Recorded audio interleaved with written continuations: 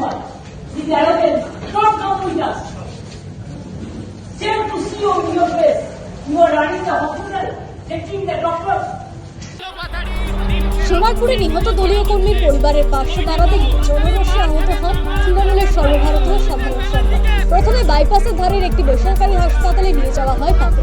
পৌঁছে যান খোদ তৃণমূল সুপ্রিমো মমতা বন্দ্যোপাধ্যায়। বাইপাসের ধারের বেসরকারি হাসপাতালে এক প্রস্ত উত্তেজনা তৈরি হয়। চিকিৎসা হবে না বলে বাইপাসের ধারের বেসরকারি হাসপাতাল থেকে অভিষেককে নিয়ে যান দক্ষিণ কলকাতার অন্য এক বেসরকারি হাসপাতালে।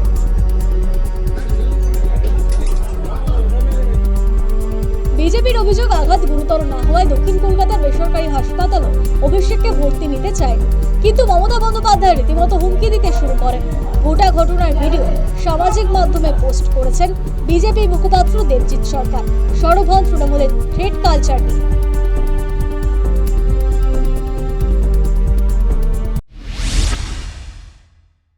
প্রাক্তন মুখ্যমন্ত্রীর অভ্যাস এখনো যায়নি। আগে যেরকম হুমকি দিতেন, ধমকি দিতেন, একে হাসপাতালে ঢুকতে দেবেন, তাকে ঢুকতে দেবেন না, বাট কী করতে হবে না করতে হবে উনি ঠিক করে দিতেন। ঠিক সেই কাজটাই উনি ওখানে করতে গেছিলেন। অন্তত ওই ভিডিও তাই বলছে। আমরা বারংবার বলেছি যে কোনো রকম শারীরিক অত্যাচার কারোর ওপরে আমরা সমর্থন করি না। আমরা যে কোনো ধরনের এই প্যাটার্নকে নিন্দে করি এবং ভবিষ্যতে যদি আবার হয় আবার নিন্দে করব। তবে বিজেপি এমন অভিযোগ আনলে অভিষেককে ভর্তি নিয়ে শনিবার রাতেই দক্ষিণ কলকাতার বেসরকারি হাসপাতালের সামনে দাঁড়িয়ে সুর চড়ান তৃণমূল সুপ্রিমো। অভিযোগ করেন হাসপাতাল কর্তৃপক্ষকে হুমকি দেওয়া হয়েছিল। অভিষেককে ভর্তি না নেওয়ার জন্য ডিসি সাউথ ফোন করে চাপ দিয়েছেন।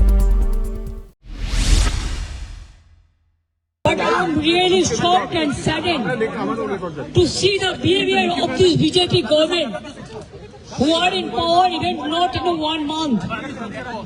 They are threatening, along with police administration, to all the hospitals and the nursing home authority not to admit Abhishek Banerjee because they don't want that they should be treated. Now doctors, they are sorry, though they advise, and as per their advice, he was admitted in ITU. সব মিলিয়ে অভিষেক ইস্যুতে ক্রমশ চড়ছে রাজনৈতিক পারদ।